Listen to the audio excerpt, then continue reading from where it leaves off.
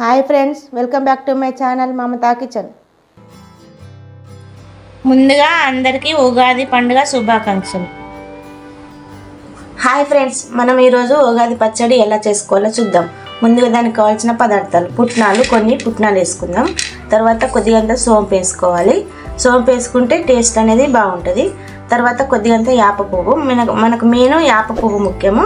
తర్వాత మామిడి వక్కలు ఇలా చిన్నగా కట్ చేసుకోవాలి, మామిడికాయ వక్కలు. తర్వాత కొబ్బరి వక్కలు ఇలా చిన్నగానే కట్ చేసుకోవాలి. తర్వాత ఒకటి పచ్చిమిర్చి చిన్నగా కట్ చేసుకోవాలి, ఇలా మస్తు చిన్నగా కట్ చేసుకోవాలి.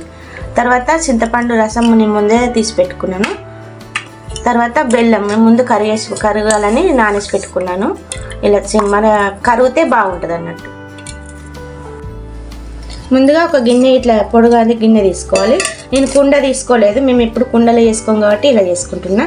చింతపండు రసం ఇందులో వేసేసుకోవాలి. మనకి ఎంత సరిపోతే అంతా వేసేసుకోవాలి. తర్వాత మనం ముందుగా కరగబెట్టుకున్న బెల్లము ఇందులోనే వేసేసుకోవాలి. వేసుకొని మనకు తగినంత వాటర్ వేసుకోవాలి.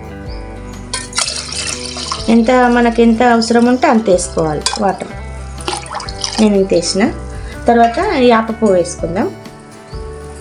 తర్వాత కొద్దిగంత సోంపు వేసుకుందాం. తర్వాత పుట్నాలు కొన్ని వేసుకుందాం.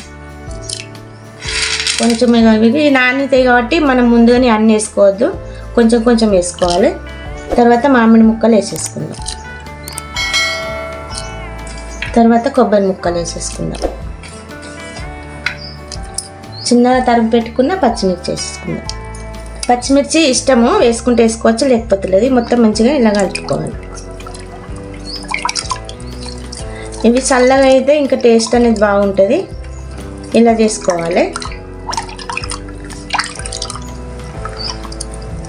అంతే అండి, ఎంతో రుచికరమైన ఉగాది పచ్చడి రెడీ అయిందండి. మీరు కూడా ట్రై చేయండి. ఎలా ఉందో లైక్ చేయండి, కామెంట్ చేయండి, షేర్ చేయండి.